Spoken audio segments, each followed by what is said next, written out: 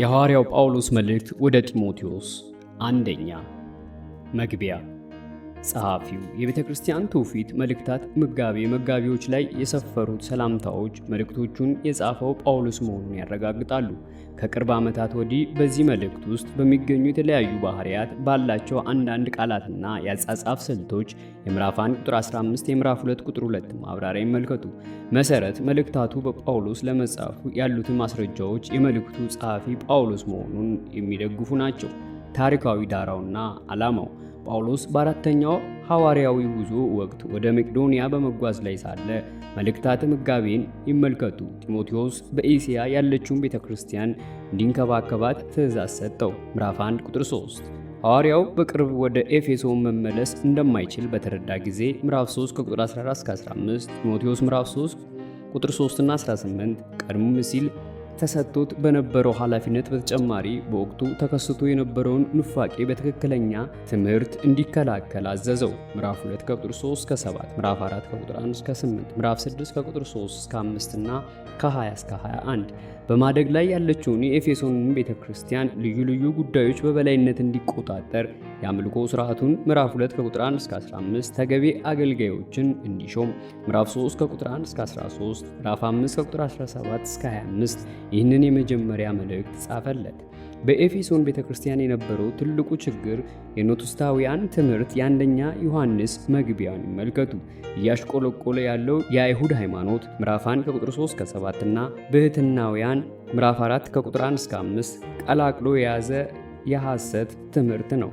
የተጻፈበት ጊዜ አንደኛ ጢሞቴዎስ የተጻፈው በግምት ከ63 ከ65 ዓመተ ምህረት ባለው ጊዜና በሐዋርያት ሥራ ምዕራፍ 28 ላይ የተዘገበው ታሪክ ከተጻፈ በኋላ ነበር። ይህም ጳውሎስ በኤፌሶን ለ3 ዓመት አገልግሎት ከነበረበት ጊዜ ከ8 ዓመት በኋላ ነበር። የሐዋርያት ሥራ ምዕራፍ 19 ቁጥር 8 እና 10፣ ምዕራፍ 20 ቁጥር 31 የመልእክቱ ተደራሲ።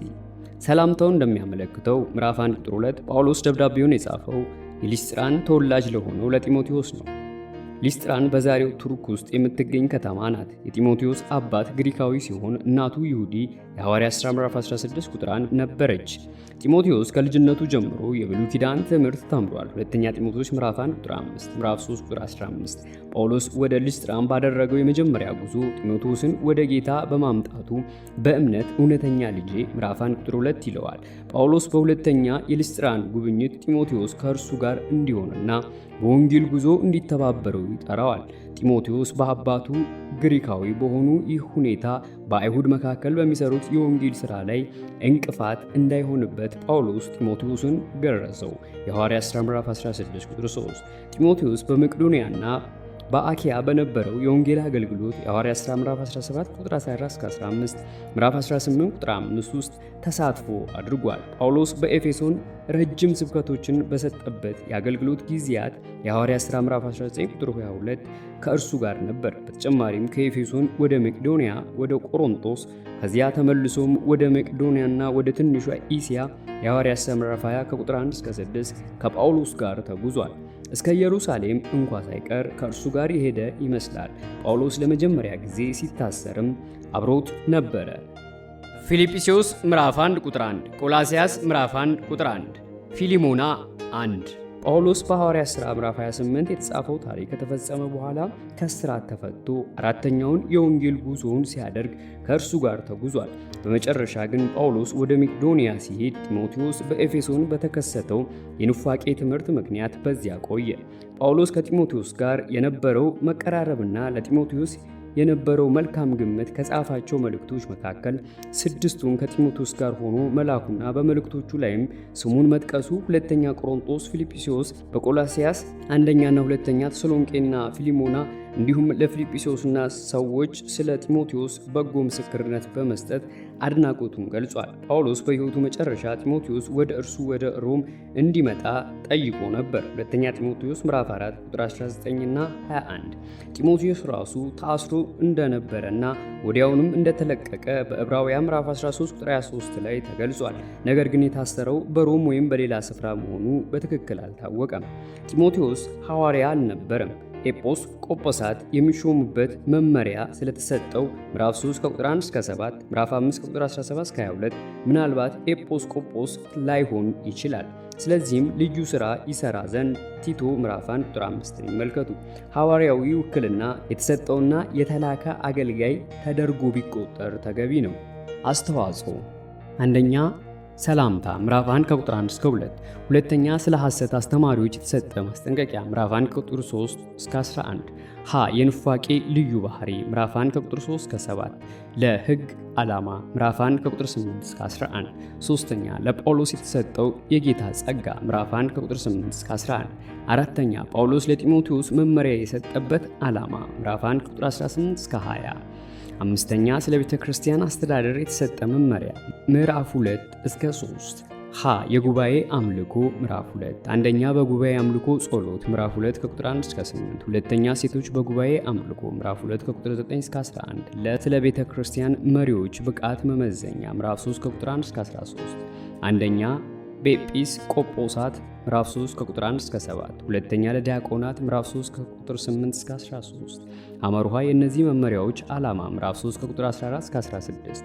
ስድስተኛ የሐሰት ትምህርትን የመከላከያ ዘዴ ምዕራፍ 4፣ የሐሰት ትምህርት ምንነት ምዕራፍ 4 ከቁጥር 1 እስከ 5፣ የሐሰት ትምህርት እንዴት መከላከል እንደሚቻል ምዕራፍ 4 ከቁጥር 6 እስከ 16፣ ሰባተኛ ምዕመናን በተለያየ ደረጃ የማስተዳደር ዘዴ ምዕራፍ 5 ቁጥር 1 እስከ ምዕራፍ 6 ቁጥር 2፣ ሽማግሌዎችና ወጣቶች ምዕራፍ 5 ከቁጥር 1 እስከ 2፣ ለመበለቶችን ምዕራፍ 5 ቁጥር 3 እስከ 16፣ አመርሃ የቤተ ክርስቲያን ሽማግሌዎችን ምዕራፍ 5 ቁጥር 17 እስከ 25፣ ባሪያዎችን ምዕራፍ 6 ከቁጥር 1 እስከ 2፣ ስምንተኛ ልዩ ልዩ ጉዳዮች ምዕራፍ 6 ከቁጥር 3 እስከ 19፣ የሐሰት መምህራን ምዕራፍ 6 ከቁጥር 3 እስከ 5፣ ለፍቅር ነዋይ ምዕራፍ 6 ከቁጥር 6 እስከ 10፣ አመርሃ ለጢሞቴዎስ የተሰጠ ትእዛዝ ምዕራፍ 6 ከቁጥር 11 እስከ 16፣ ባለጠጎች ምዕራፍ 6 ከቁጥር 17 እስከ 19፣ ዘጠነኛ ማጠቃለያ ምዕራፍ 6 ከቁጥር 20 እስከ 21።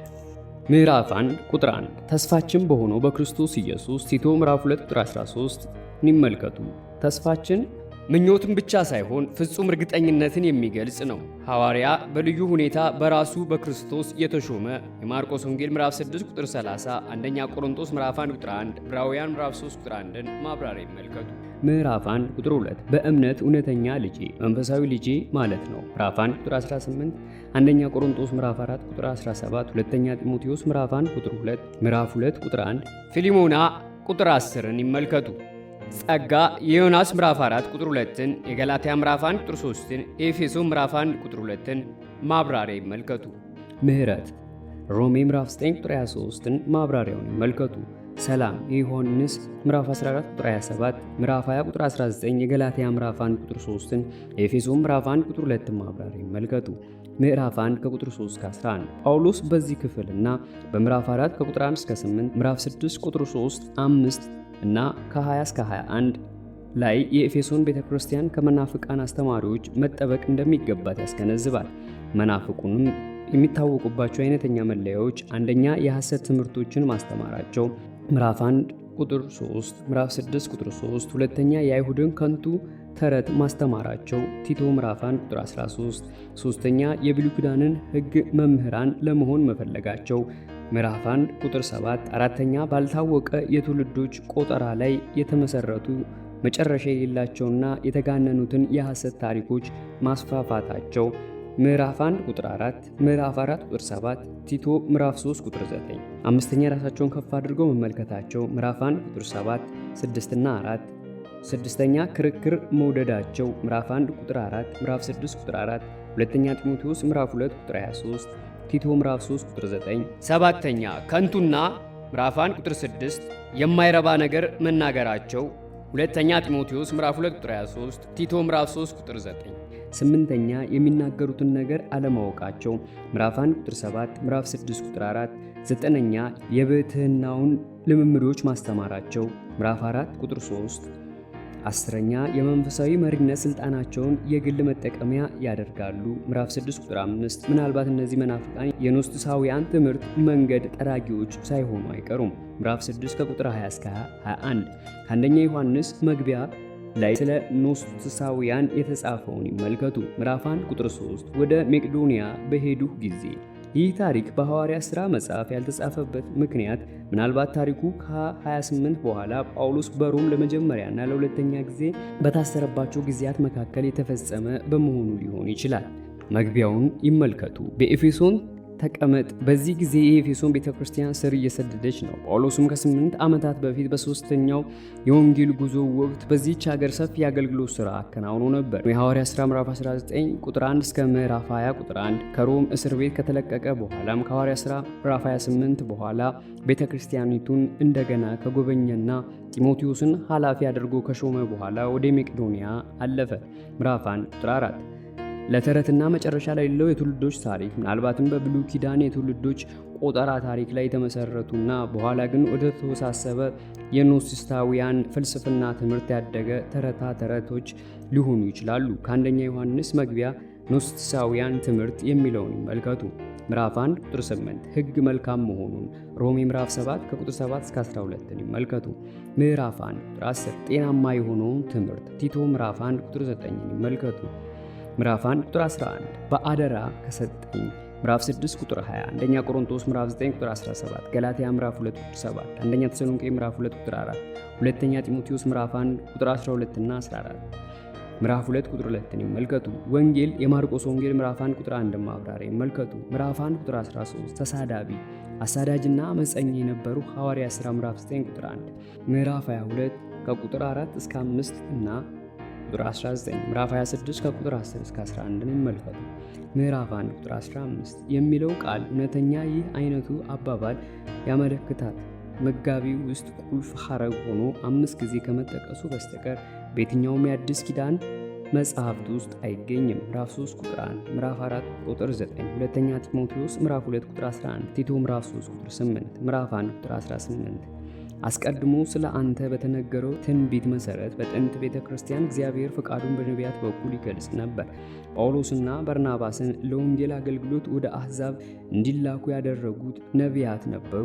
ሐዋርያት ሥራ ምዕራፍ 13 ከቁጥር 1 እስከ 3 ይመልከቱ።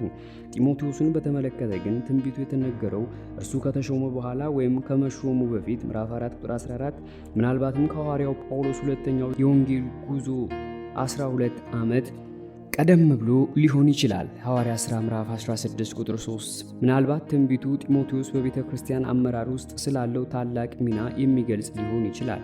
ምዕራፍ 1 ቁጥር 20 ለሰይጣን አሳልፌ የሰጠኋቸው ቤተ ክርስቲያን አባሎቿን የምትቀጣበት የሥነ ሥርዓት ቅጣት የሚያመለክት ነው። የማቴዎስ ወንጌል ምዕራፍ 18 ቁጥር 17 ማብራሪያ ይመልከቱ። ጳውሎስ እነዚህን ሁለት ሰዎች ከሰይጣን ፍላጻ መከላከያ ከሆነችው ቤተ ክርስቲያን አስወገዳቸው። እንዳይሳደቡ ይማሩ ዘንድ ከማኅበረ ምዕመናን አንድነትና ከቤተ ክርስቲያን እንክብካቤ መለየቱ ተገቢ ነው። ተመሳሳይ ለሆነ ሁኔታ አንደኛ ቆሮንቶስ ምዕራፍ 5 ቁጥር 5 እና 13 እንዲሁም የአንደኛ ቆሮንቶስ ምዕራፍ 5 ቁጥር 5 ማብራሪያ ይመልከቱ። ከክርስቶስ አካል ጋር ማለትም ከቤተ ክርስቲያን ጋር በመተባበር ከሰይጣን ኃይል ይጠብቀናል።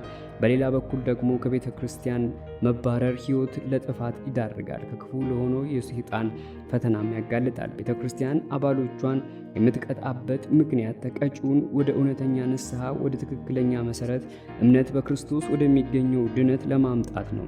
አንደኛ ቆሮንቶስ ምዕራፍ 5 ቁጥር 5 እና ማብራሪያውን ይመልከቱ። ሄሜኒዎስ ሁለተኛ ጢሞቴዎስ ምዕራፍ 2 ቁጥር 17 እስከ 18 ይመልከቱ። እስክንድሪዮስ በሁለተኛ ጢሞቴዎስ ምዕራፍ 4 ቁጥር 14 ላይ የተጠቀሰውን እስክንድሪዮስ ሊሆን ይችላል። ያንኑ ማብራሪያ ይመልከቱ። ምዕራፍ 2 ቁጥር 1 ለነገሥታትና ስለ ባለስልጣናት ሁሉ ኤርምያስ ምዕራፍ 29 ቁጥር 7 ይመልከቱ። ጳውሎስ ይህንን መልእክት በሚጽፍበት ጊዜ ኔሮ 54 እስከ 68 ዓመተ ምህረት የተባለው የሮማውያን ቄሳር ባለስልጣን ላይ ነበር። ምዕራፍ 2 ቁጥር 2 በእውነተኛ መንፈሳዊ ሕይወት በመለኮታዊ መጋቢ ውስጥ ይህ ቁልፍ ሐረግ ነው። በአንደኛ ጢሞቴዎስ ውስጥም 8 ጊዜ ምዕራፍ 3 ቁጥር 16፣ ምዕራፍ 4 ቁጥር 7 እስከ 8፣ ምዕራፍ 6 ቁጥር 3 እና ከ5 እስከ 6 እንዲሁም ቁጥር 11 በሁለተኛ ጢሞቴዎስ ውስጥ አንድ ጊዜ ምዕራፍ 3 ቁጥር 5 እንዲሁም በቲቶ ውስጥ አንዴ ምዕራፍ 1 ቁጥር 1 ተጠቅሷል። ነገር ግን በተቀሩት የጳውሎስ መልእክታት ውስጥ ይህ ሐረግ አይገኝም። ሐረጉ መልካምንና የተቀደሰውን ሕይወት የሚያሳይ ለምንጩም ልዩ ትኩረት የሚሰጥና ለእግዚአብሔርም ታላቅ አክብሮት እንደሚገባው የሚያመለክት ነው። ምዕራፍ 2 ቁጥር 4 እርሱ ሰዎች ሁሉ እንዲድኑ ይፈልጋል። የእግዚአብሔር ፍላጎት ሰዎች ሁሉ እንዲድኑ ነው። የሰዎችን ድህነት በተመለከተ እግዚአብሔር እንዲድኑ ለዘላለም ሕይወት የመረጣቸው ሁሉንም ሰዎች ሳይሆን ጥቂቶቹን ብቻ ነው የሚሉ አሉ። ለምሳሌ አንደኛ ጢሞቴዎስ ምዕራፍ 1 ቁጥር 2። ሌሎች ደግሞ እንዲህ አይነቱ ምንባብ የሚረዱት እግዚአብሔር የመረጣቸው የወንጌል ቃል እንደሚያምኑ አስቀድሞ ስለሚያውቅ ነው ይላሉ። ሌሎች ተርጓሚዎችም ደግሞ እንደዚህ ያሉትን እርስ በርሳቸው የማይጣጣሙ መስለው የሚታዩትን ነገሮች የሰው አእምሮ አጥጋቢ ምክንያት ሰጥቶ ለማስታረቅ ባይችልም መጽሐፍ ቅዱስ ሁለቱንም እውነታዎች ስለሚያስተምር የሚቃረኑ መሠረተ ሐሳቦች አይደሉም ባዮች ናቸው። ያም ሆነ ይህ እግዚአብሔር የሚድኑትን ሰዎች ያውቃል። የሮሜ ምዕራፍ 8 ቁጥር 29 ማብራሪያ ይመልከቱ። ምዕራፍ 2 ቁጥር 5 አንድ እግዚአብሔር አለ። ይህ አይሁድ ሃይማኖት መሠረት እምነት ነው። ዘዳግም ምዕራፍ 6 ቁጥር 4 እያንዳንዱ አይሁድ በጸሎቱ ጊዜ በየቀኑ ይህንኑ ያስታውቃል። የማርቆስ ምዕራፍ 12 ቁጥር 28 ማብራሪያ ይመልከቱ። ምዕራፍ 2 ቁጥር 6 ቤዛ የማቴዎስ ወንጌል ምዕራፍ 20 ቁጥር 28 ማብራሪያ ይመልከቱ። በትክክለኛው ጊዜ የገላትያ ምዕራፍ 4 ቁጥር 4 ማብራሪያ ይመልከቱ። ተመስክሮለታል። ክርስቶስ ራሱ ቤዛ አድርጎ የሰጠበትን ሐዋርያዊ ምስክርነት ነው። ምዕራፍ 2 ቁጥር 7 ለዚህ ነገር ክርስቶስ በመሞቱ በእግዚአብሔርና በሰው መካከል የነበረውን የጥል ግድግዳ አፍርሶ ድነትን ለሰው ሁሉ ማዘጋጀቱን ማለቱ ነው። አብሳሪ በአደባባይ አዋጅና እንደሚናገር ባለስልጣን ማለት ነው። ሐዋርያ የማርቆስ ወንጌል ምዕራፍ 6 ቁጥር 30፣ የአንደኛ ቆሮንቶስ ምዕራፍ 1 ቁጥር 1 ማብራሪያ ይመልከቱ። ምዕራፍ 2 ቁጥር 8 እስከ 14 እዚህ ላይ ጳውሎስ ስለ ሴቶች የሰጠው ትምህርት ታሪካዊ ሁኔታ ያለው እንጂ በሁሉ ቦታና ለሁሉ ጊዜ የሚያገለግል አይደለም የሚሉ አሉ። ሌሎች ግን የክፍሉ ትምህርት በአንድ የታሪክ ወቅት ብቻ የሚወሰን ሳይሆን በየትኛውም ዘመን ሊሰራ የሚችል ነው ይላሉ። ምዕራፍ 2 ቁጥር 8 ወንዶች በግሪክ ቃል መሰረት ለወንዶች ብቻ በተለየ ሁኔታ የገባ ነው። በአንደኛ ቆሮንቶስ ምዕራፍ 11 ቁጥር 5 ላይ እንደተመለከተው ሴቶች በአደባባይ መጸለያቸውን የሚጠቁም ነገር አለ። ምዕራፍ 2 ቁጥር 9 የተለያዩ ጌጣጌጦችን ማድረግና ጠጉርን ሹሩባ መሰራትን መከልከሉ ሳይሆን የቅንጦትና የትዕቢትን ምልክቶች እንዳይሆኑ ማስጠንቀቂያ መስጠቱ ነው። ምዕራፍ 2 ቁጥር 10 አንደኛ ጢሞቴዎስ ምዕራፍ 3 ቁጥር 3-4 ይመልከቱ። ምዕራፍ 2 ቁጥር 12 ሴት እንድታስተምር አልፈቅድም። አንዳንዶች እዚህ ላይ ጳውሎስ አያስተምሩ ያላቸው ሴቶች በኤፌሶን ቤተክርስቲያን ውስጥ እንደሚገባ ሳይማሩ ለማስተማር የሚሞክሩትን ነው ይላሉ። እነዚህ ሴቶች ወንዶችን ለመጨቆን ስልጣናቸውን ይጠቀማሉ። አንዳንዶች ደግሞ ሴቶች በቤተ ክርስቲያን ውስጥ አስተማሪ ሊሆኑ ተደርገው ሊሾሙ አይገባቸውም ማለቱ ነው ይላሉ። ይህ ሴቶች የበላይ ሆነው ወንዶችን ወደ ማስተዳደር እንዳያዘነብሉ ማለትም የቤተ ክርስቲያን እረኞች ሆነው እንዳያገለግሉ በተደረገው እገዳ ላይ ተመልክቷል። ያ የምዕራፍ 3 ቁጥር 1 ማብራሪያ ይመልከቱ። ምዕራፍ 2 ቁጥር 13-14 ጳውሎስ ይህንን የከለከለው ዘፍጥረት ምዕራፍ 2-3 መሰረት አድርጎ ነው። አንዳንዶች ምክንያቱም የሚለው ቃል የሴትዮዋን ዝምታና ራሷን የማስገዛት ኃላፊነቷን የሚያመለክት ሳይሆን ቁጥር 5 ላይ እንደተመለከተው አረፍተ ነገሮችን ለማያያዝ የገባ ነው ይላሉ። ስለዚህ በዘፍጥረት ውስጥ ቅድሚያ ለአዳም መሰጠቱ በኤፌሶን እንዲያስተምሩ ለወንዶች የተሰጠውን ቅድሚያ ያመለክታል። እንዲሁም የሔዋን መታለል በኤፌሶን ቤተክርስቲያን ውስጥ ካለመማራቸው የተነሳ ወደ ሐሰት ትምህርት የሄዱትን ያመለክታል። ስለዚህ እገዳው ዓለም አቀፋዊ ቋሚ ሳይሆን በቤተክርስቲያኒቱ ጉዳይ ላይ ብቻ ያተኮረ ነው። በመግቢያው ላይም ታሪካዊ ዳራና ዓላማ የሚለውን ይመልከቱ። በሌላ ስፍራ ይህ ትእዛዝ ጥቅም ላይ ውሎ አናገኝም። ለምሳሌ አንደኛ ቆሮንቶስ ምዕራፍ 11 ከቁጥር 1-5፣ ሌሎች ደግሞ ዘፍጥረት መጠቀሙ እንግዳውን ዓለም አቀፋዊና ዘላቂነት ያለው ቋሚ መልክ እንዲይዝ ያደርገዋል ብሎ ያምናሉ። ለምሳሌ አንደኛ አዳም ቀድሞ ተፈጥሯል። አዳም ከውድቀት በፊት በፍጥረት ጊዜ የነበረውን ቅድሚያ ያሳስባል። በዚህም ምንባብ ውስጥ የተጠቀሰው የሴትና የወንድ ግንኙነት በፍጥረት ታሪክ ላይ የተመሰረተ መሆኑን ያሳያል። ሁለተኛ የታለለች ሴቷ ናት። ሴቲቱ ራሷ ስታ አዳምንም ስላሳተችው አንድ ቤተክርስቲያን እረኛ በአደባባይ ቆሞ የሚሰጠውን የማስተማር አገልግሎት ሴት ታከናውን ዘንድ የታመነች ልትሆን እንደማትችል ይገልጻል ይላሉ። ምዕራፍ 2 ቁጥር 15 ይህ ጥቅስ የሚከተሉትን 3 ትርጉሞች እንደያዘ ይታሰባል። እነርሱም አንደኛ በቤተሰብ ውስጥ በሚስትነት በእናትነት የተሰጣትን ኃላፊነት በሚገባ ስለምትወጣ እግዚአብሔር ስለምትፈራ ሴት ይናገራል። ሁለተኛ ከሁሉ በሚበልጠው መወለድ ማለትም በሥጋ ከተገለጠው ከክርስቶስ መንፈሳዊ ድነት የሚያገኙትን ሴቶች ይመለከታል። ሶስተኛ ልጅ በሚወልዱበት ወቅት ከማንኛውም አካላዊ ጉዳይ የሚጠበቁትን ሴቶች ይመለከታል። ምዕራፍ 3 ቁጥር 1 የቤተ ክርስቲያን ኤጲስቆጶስ በግሪክ ባህል ሐረጉ የአንድ ማዘጋጃ ቤት ወይም የአንድ የሃይማኖት ክፍል መሪን ያመለክታል። በዚህ ጥቅስ መሠረት ግን ትርጉሙ የአንድ አጥቢያ ቤተ ክርስቲያን ወይም ማኅበር ምዕመን ጠባቂ ማለት ነው። በአይሁድ እምነትና ትምህርት ላይ በተመሠረተው ክርስትና የቤተ ክርስቲያን እረኛና ሽማግሌ ተመሳሳይ ትርጉም አላቸው። እነዚህ ቃላት በአረፍተ ነገር ውስጥ በሐዋርያት ሥራ ምዕራፍ 20 ቁጥር 17 እና 28፣ ቲቶ ቁጥር 1 ከ5 እስከ 7፣ አንደኛ ጢሞቴዎስ ምዕራፍ 5 ከቁጥር 1 እስከ 2 በመለዋወጥ ገብተዋል። የቤተ ክርስቲያን እረኛ ኃላፊነቶች ማስተማርና መስበክ ምዕራፍ 3 ቁጥር 2፣ ምዕራፍ 5 ቁጥር 17፣ የቤተ ክርስቲያኒቱን ጉዳይ መምራት ምዕራፍ 5 ቁጥር 5፣ ምዕራፍ 5 ቁጥር 17፣ የእግዚአብሔርን መንጋ በረኝነት መጠበቅ የሐዋርያት ሥራ ምዕራፍ 20 ቁጥር 28፣ ቤተ ክርስቲያንን ከሐሰት ትምህርት መጠበቅ የሐዋርያት ሥራ ምዕራፍ 20 ቁጥር 28 እስከ 31 ናቸው የሚለው ቃል የታመነ ነው። የምዕራፍ 1 ቁጥር 15 ማብራሪያ ይመልከቱ። ምዕራፍ 3 ቁጥር 2 እስከ 3 የቤተ ክርስቲያን ኤጲስቆጶስ ሊሆን ይገባዋል። የሽማግሌዎችና የዲያቆናት መመዘኛ የሚለውን ሰንጠረዥ በገጽ 1842 ላይ ይመልከቱ። የአንዲት ሚስት ባል ከአንድ በላይ ማግባት ወይም ለትዳር ጓደኛ ታማኝ ባለመሆን እግዚአብሔር የደነገገውን የጋብቻ ሕግ እንዳይጣስ የወጣ አጠቃላይ መመሪያ ነው። የቲቶ ምዕራፍ 1 ቁጥር 6 ማብራሪያ ይመልከቱ። ምዕራፍ 3 ቁጥር 5 ቤተ ክርስቲያን የማቴዎስ ወንጌል ምዕራፍ 16 ቁጥር 18 ማብራሪያ ይመልከቱ። ምዕራፍ 3 ቁጥር 8 ዲያቆናት በግሪክ የሚያገለግል ማለት ነው። በሐዋርያት ሥራ ምዕራፍ 6 ከቁጥር 1 እስከ 6 ላይ የተመረጡት ሰዎች የመጀመሪያዎቹ የአዲስ ኪዳን ዲያቆናት ብቻ ሳይሆኑ ምናልባትም የቤተ ክርስቲያን የመጀመሪያዎቹ ተሿሚዎች ሳይሆኑ አይቀሩም።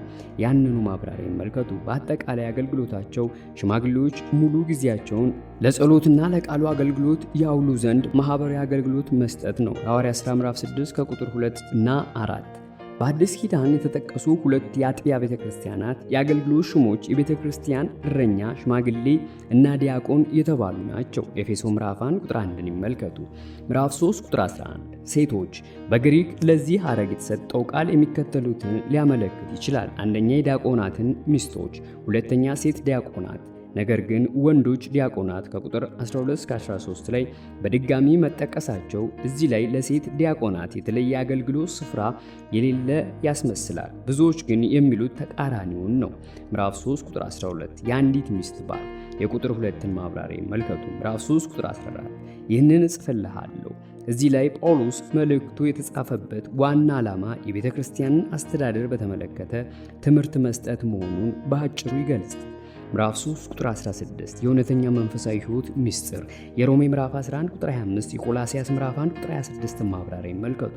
ይህ ምስጢር ከታች ባሉት ቃላት እንደተመለከተው ስለ ኢየሱስ ክርስቶስ እንጂ ስለሌላ አይደለም። ክርስቶስ ሥጋ መሆኑ ሥጋዊ በሁሉም አቅጣጫ በተለይም በማዳን ሥራው ለእውነተኛ መንፈሳዊ መሠረት ነው። ምናልባትም ቃሉ በግጥም መልክ መጻፋቸው የጥንቷ ቤተ ክርስቲያን ሃይማኖቷን ለመግለጽ ከምትጠቀምበት መዝሙር የተወሰደ ሊሆን ይችላል። የቆላስያስ ምዕራፍ 3 ቁጥር 16 ማብራሪያ ይመልከቱ።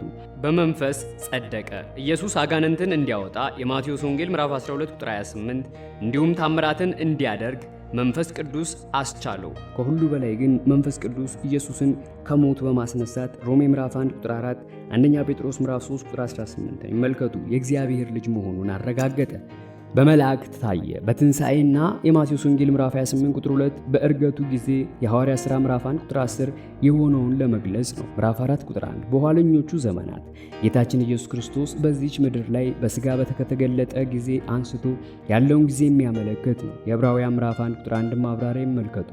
ጳውሎስ ስለ ሐሰት ትምህርቶች የጻፈው ከክርስቶስ ዳግም ምጽአት ጥቂት ቀደም ባለው ጊዜ ብቻ የሚከሰቱ መሆናቸውን በማመልከት ሳይሆን መልእክቱን በጻፈበት ጊዜ እንኳ ማቆጥቆጥ መጀመራቸውን በማመልከት መሆኑን በቁጥር 7 ላይ በግልጽ መረዳት ይቻላል።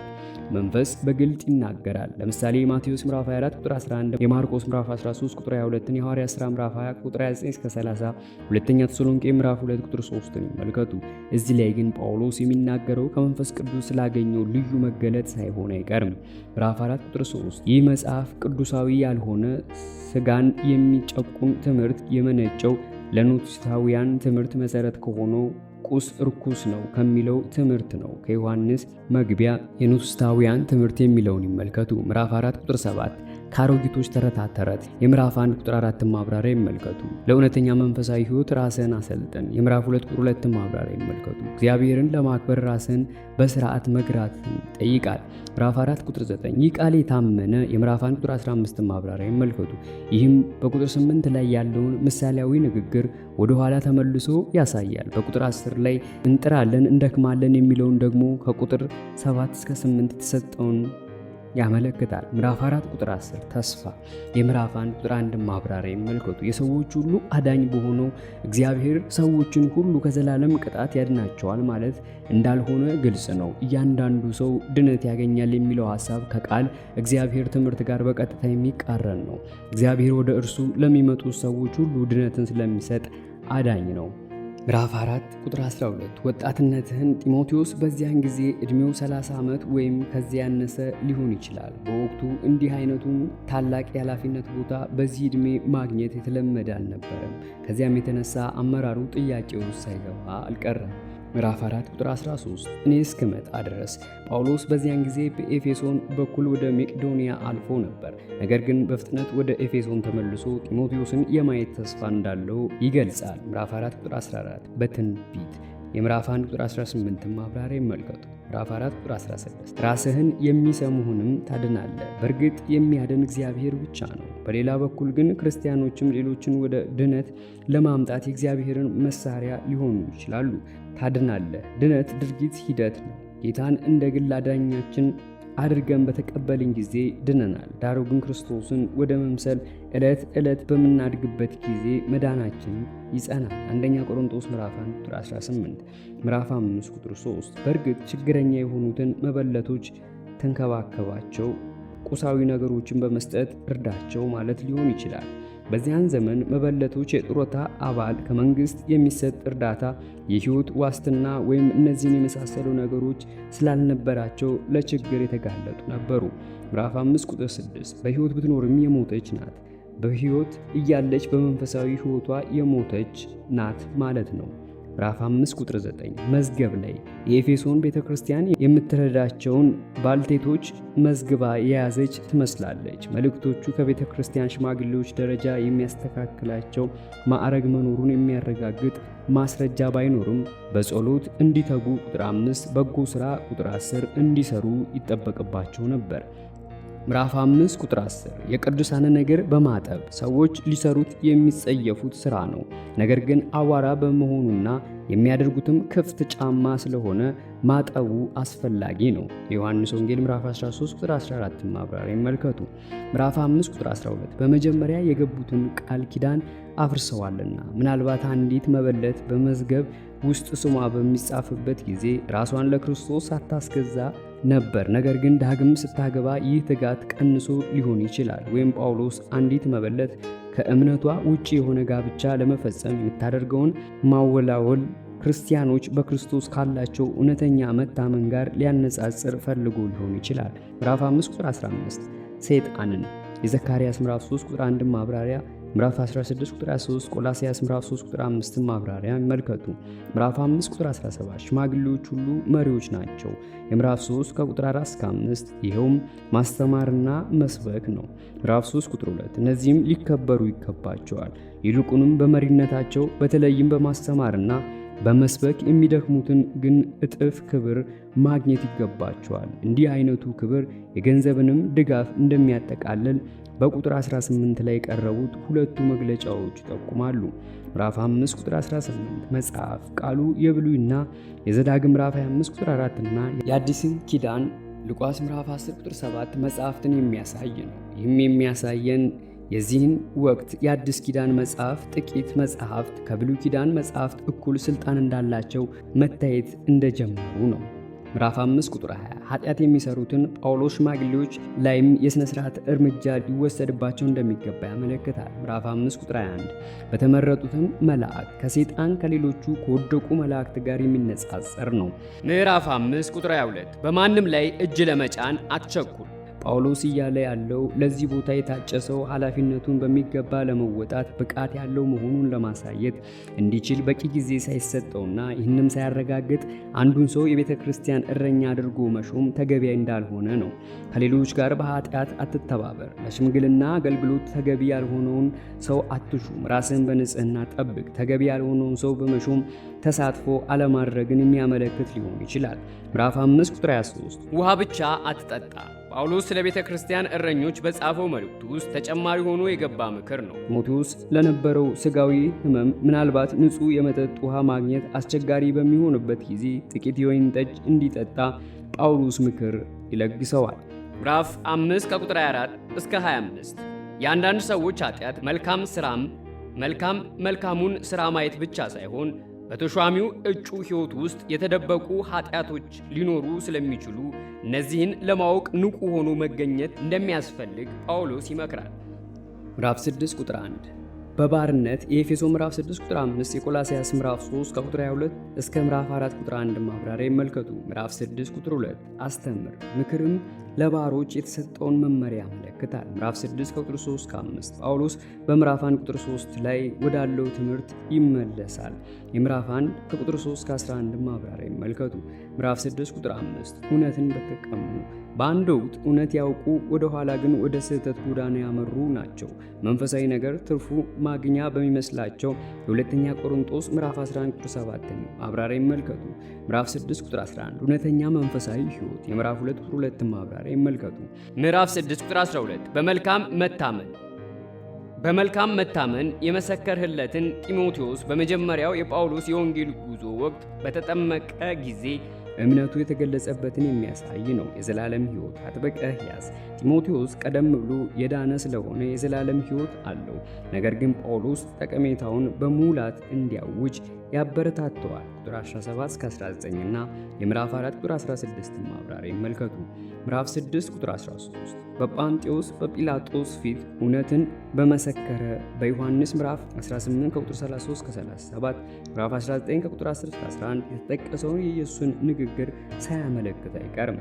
ምዕራፍ 6 ቁጥር 14 ይህንን ትእዛዝ ወንጌልን እንዲሰብክና ቤተ ክርስቲያንን እንዲንከባከብ ለጢሞቴዎስ የተሰጠውን ኃላፊነት ያመለክታል። ቁጥር 20 ምዕራፍ 6 ቁጥር 15 የነገስታት ንጉሥ የጌቶች ጌታ ራእይ ምዕራፍ 19 ቁጥር 16ን ይመልከቱ። በራሱ ጊዜ የኢየሱስ የመጀመሪያ ምጽአት እግዚአብሔር በፈቀደበት በትክክለኛው ጊዜ እንደሆነ ሁሉ ገላትያ ምዕራፍ 4 ቁጥር 4 ዳግም ምጽአቱም እንደዚሁ ይሆናል። ምዕራፍ 6 ቁጥር 16 እርሱን ያየ ማንም የለም ሊያየውም የሚችል የለም። ዮሐንስ ምዕራፍ 1 ቁጥር 18ን ይመልከቱ። ምዕራፍ 6 ቁጥር 19 ሕይወት ያገኙ ዘንድ የቁጥር 12ን ማብራሪያ ይመልከቱ። ምዕራፍ 6 ቁጥር 20 በአደራ የተቀበልኸውን ወንጌልን ማለቱ ነው። በሁለተኛ ጢሞቴዎስ ምዕራፍ 1 ቁጥር 14 ላይም ተመሳሳይ ትእዛዝ ይገኛል። በውሸት ዕውቀት ከተባለ አንድ ሰው ዕውቀት ካለው ይድናል ብሎ የሚያስተምረው የመጀመሪያውን የኖስታውያንን ትምህርት የሚያመለክት ነው። ኖስትስ የሚለው ቃል ዕውቀት ከሚለው የግሪክ ቃል የመጣ ነው። ከአንደኛ ዮሐንስ መግቢያ ኖስቲሳውያን ትምህርት የሚለውን ይመልከቱ። ምዕራፍ 6 ቁጥር 21 ጸጋ ካንተ ጋር ይሁን። በግሪክ አንተ የሚለው ቃል የብዙ ቁጥር ማመልከቱ ጳውሎስ መልእክቱን የጻፈው ለጢሞቴዎስ ቢሆንም እንኳ ለመላው የኤፌሶን ቤተክርስቲያን ማኅበረ ምዕመን እንዲነበብ መፈለጉን ያመለክታል።